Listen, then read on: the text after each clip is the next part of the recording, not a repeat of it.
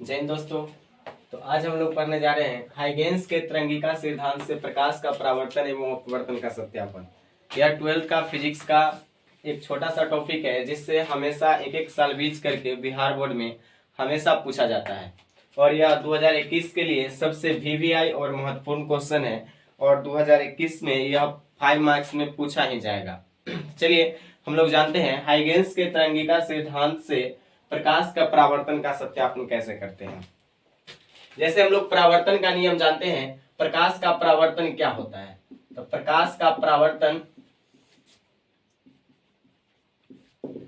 जब प्रकाश किसी समतल सतह पे या किसी दर्पण पे पड़ती है तो पड़ने के बाद वह अपनी ही माध्यम में लौट जाती है, जिसे हम लोग प्रकाश का परावर्तन कहते हैं। और इसके बीच एक अभिलंब डाला जाता है जिसे हम लोग आई यानी आपतन कोण कहते हैं और इसके जो अभिलंब और परावर्तित सतह के बीच जो कोण होता है उसे हम लोग परावर्तन कोण कहते हैं। इसका दो नियम था, एक था आपतित किरण, परावर्तित किरण और आपतन बिंदु पे डाला गया अभिलंब तीनों एक ही तल पे होते हैं, और दूसरा नियम था आपतन कोण परावर्तन कोण के बराबर होते हैं। तो हमें प्रूफ करना है हाइगेंस के सिद्धांत से आपतन कोण परावर्तन कोण के बराबर होते हैं तो प्रकाश का परावर्तन साबित हो जाएगी। चलिए देखते हैं हम लोग प्रकाश का परावर्तन को कैसे साबित करेंगे। सबसे पहले एक हम लोग सतह लेंगे और यहां से हम लोग मान लेंगे प्रकाश आ रही है। दो प्रकाश मानते हैं, एक 1 और एक 2। ठीक है, अब देखिए यहाँ पे दो प्रकाश आ रही है। एक प्रकाश जो है यहां तक जब तक पहुंचेगा तब तक यह प्रकाश जो है इस बिंदु तक पहुंचेगा, यानी यहाँ पे पहुंचेगा। इसको मान लेते हैं ए बिंदु और इस परावर्तक सतह को मानते हैं एक्स डैश, और ये हो गया ए बिंदु। और यहाँ पे हम डाल देते हैं एक अभिलंब और ये हो गया आपतित किरण। इसके बीच का जो एंगल होता है वह आई होता है। और हमेशा ध्यान रखिएगा जो आपतित किरण होते हैं और तरंगाग्र के बीच होते हैं, तरंगाग्र के बीच बना कोण 90 डिग्री होते हैं, यानी इसके बीच जो कोण होगा वह 90 डिग्री का कोण होगा। यहाँ पे मान लेते हैं यह सी डी है, ठीक है, और इसके बीच 90 डिग्री का कोण होगा। तो यहां से हम लोग कह सकते हैं ये 90 डिग्री, यानी ये वाला जो हो जाएगा यह 90 माइनस आई हो जाएगा, क्योंकि इतना 90 उसमें से आई को हटा देंगे तो ये जो बचेगा यह 90 माइनस आई बचेगा। अब देखिए तो ये वाला एंगल क्या होगा, तो यहाँ ये देखिए अभिलंब है और ये परावर्तक सतह, इसके बीच का एंगल यहाँ से यहाँ तक जो होगा 90 डिग्री होगा। और 90 में से घटाएंगे 90 माइनस आई को, दिया जाएगा 90 माइनस 90 और प्लस आई, यानी 90 से 90 कट गया, यानी ये वाला जो एंगल आएगा वह कितना आएगा, आई आएगा।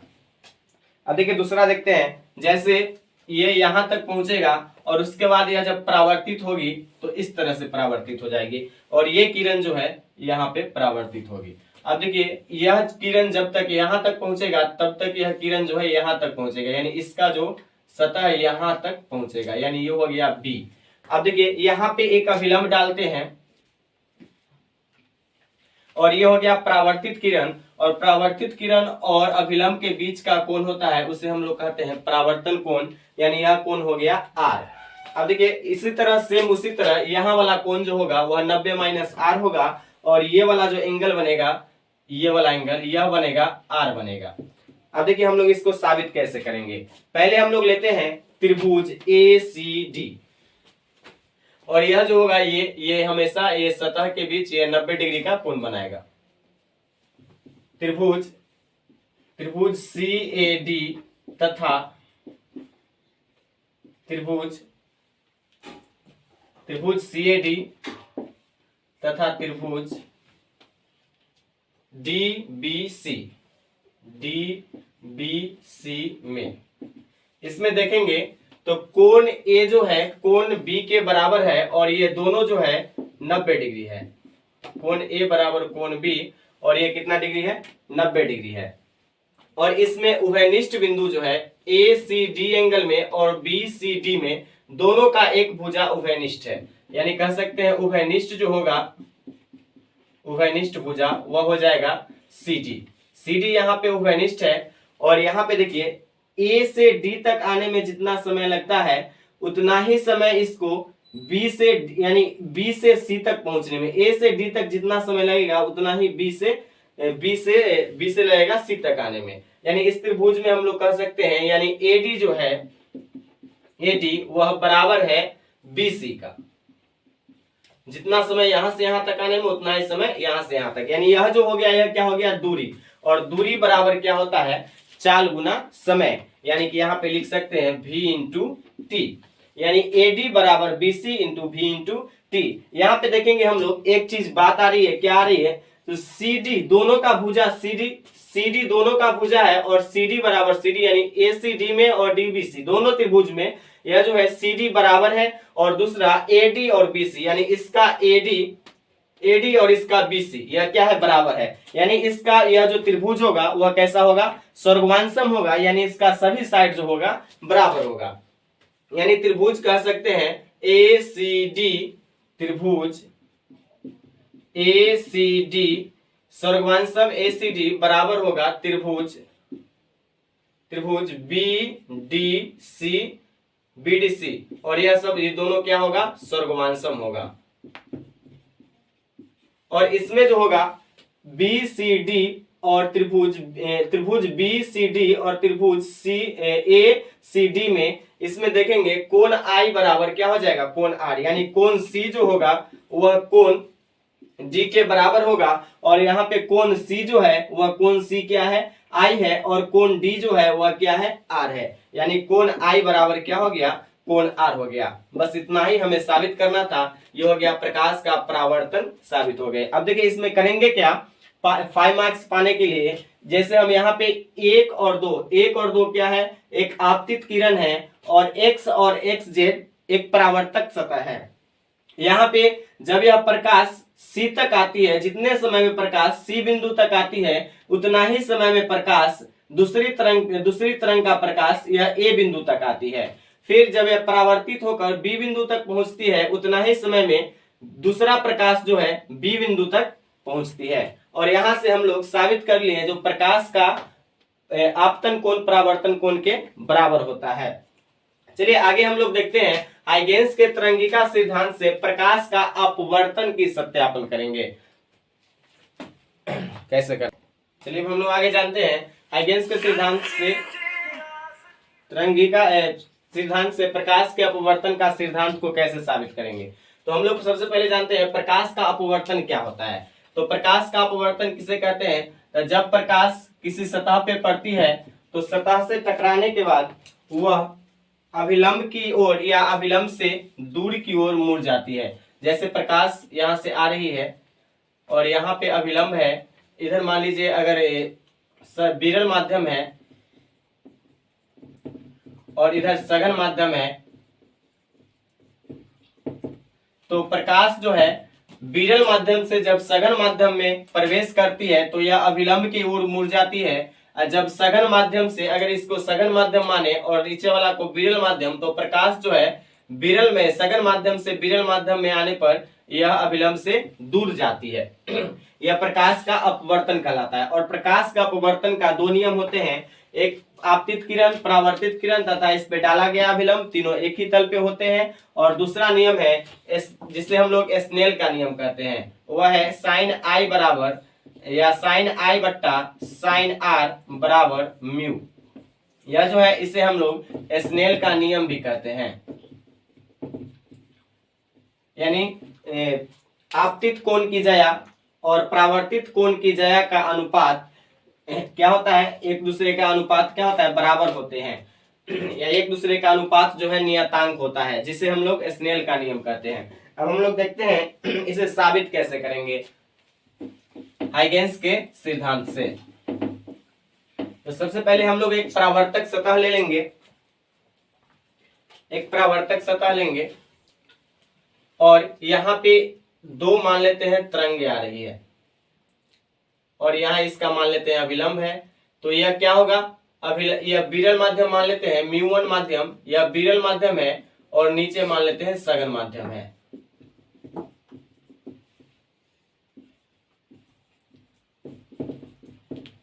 अब देखिए प्रकाश जब विरल माध्यम से सघन माध्यम में आती है तो यह अभिलंब की ओर मुड़ जाती है। ये हो गया वन प्रकाश। और दूसरा प्रकाश एक मान लीजिए ये आ रहा है, ये मान लेते हैं 2, और ये जब आएगी तो ये भी क्या करेगी, अभिलंब की ओर मुड़ जाएगी। अब देखिए जितना समय में 1 यानी 1 नंबर एक वाला प्रकाश जो है यहां तक पहुंचेगा, उतना समय में 2 वाला प्रकाश जो है यहीं तक पहुंचेगा। ठीक है, तो यहां पे हम एक तरंगाग्र खींच लेंगे और तरंगाग्र उसी तरह यहाँ पे देखिए ये हो गया अभिलंब, और अभिलंब और आपतित किरण के बीच का कोण को हम लोग बोलते हैं आई कोण यानी आपतन कोण।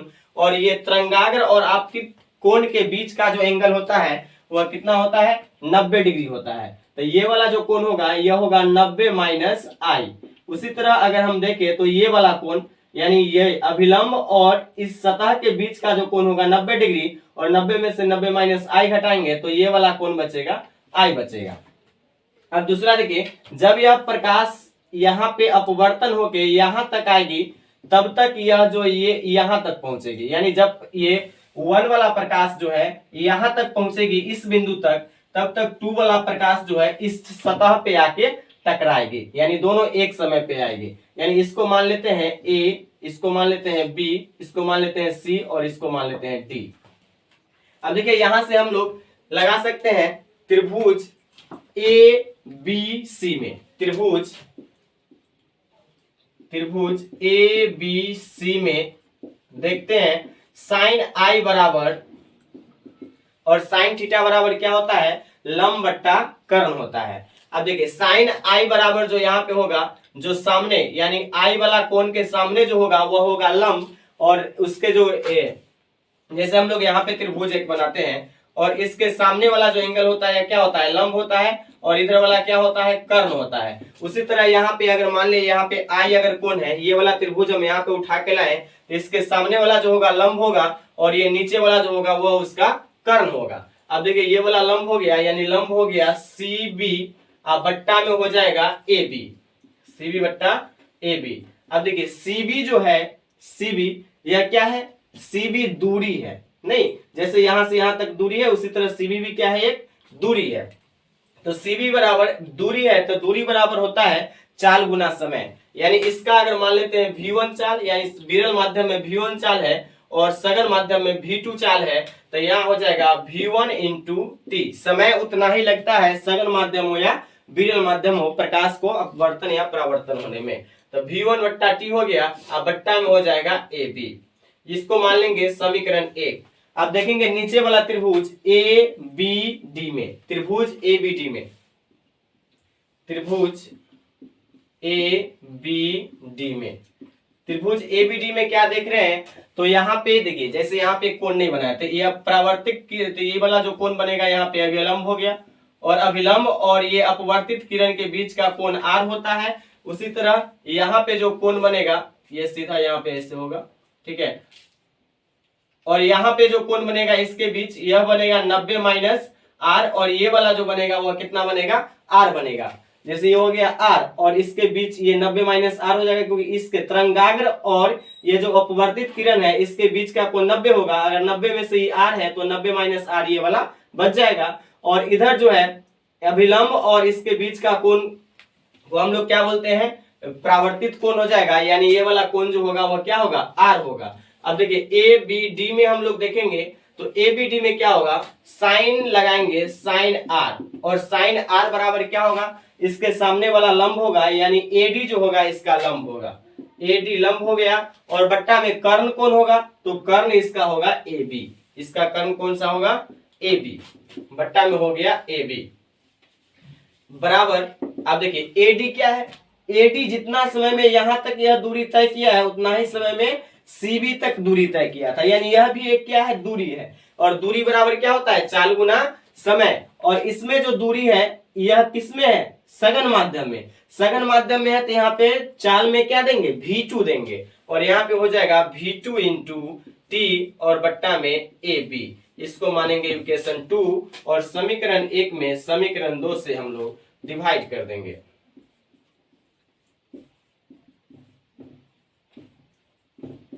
जब समीकरण 1 में समीकरण 2 से भाग देंगे तो ये हो जाएगा साइन आई बट्टा साइन आर बराबर हो जाएगा V1 इंटू टी बट्टा ए बी, और बट्टा में आ जाएगा V2 इंटू टी बट्टा में ए बी से ए बी कट जाएगी, तो यहां से हमें प्राप्त होगा साइन आई बट्टा साइन आर बराबर V1 बट्टा V2।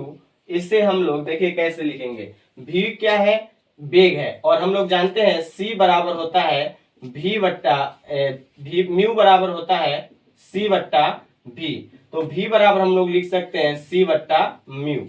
V बराबर क्या लिख सकते हैं, C बट्टा म्यू लिख सकते हैं। तो V के जगह हम लोग क्या लिख देंगे, C बट्टा म्यू, यानी कि यहाँ पे हम लोग लिख देते हैं म्यू बराबर होता है C बाई V, तो V बराबर क्या हो जाएगा, C बट्टा म्यू हो जाएगा। तो इस तरह से हम लोग V1, अगर V1 है तो क्या हो जाएगा, C बट्टा म्यू1, क्योंकि मीडियम चेंज है लेकिन प्रकाश की चाल क्या रहेगी, वही रहेगी, तो C1 बट्टा म्यू1 हो जाएगा। और V2 के जगह हम लोग लिखेंगे C बट्टा म्यू2, C बट्टा म्यू2। तो यहाँ पे आ जाएगा साइन आई, यहाँ पे लिख देता हूं साइन आई बट्टा साइन आर बराबर C बट्टा म्यू1 बट्टा C बट्टा म्यू2। अब देखिए C से C कट जाएगा, ये चला जाएगा म्यू2 ऊपर, यानी यहाँ पे आएगा साइन आई बट्टा साइन आर बराबर म्यू2 बट्टा म्यू1, और इसे हम लोग बोल सकते हैं म्यू या स्नेल का नियम कह सकते हैं। यानी यहां से अगर हम प्राप्त करेंगे तो यह आ जाएगा साइन आई बट्टा साइन आर बराबर म्यू, और इसे हम लोग क्या कहते हैं, स्नेल का नियम कहते हैं, और यह साबित हो गया। देखिए यह हमेशा 12th में पूछा जाता है और 2021 के लिए सबसे VVI है, और इसे जैसे भी हो इसे याद कर लेंगे। चलिए अब यहीं से हम लोग खत्म करते हैं। जय हिंद।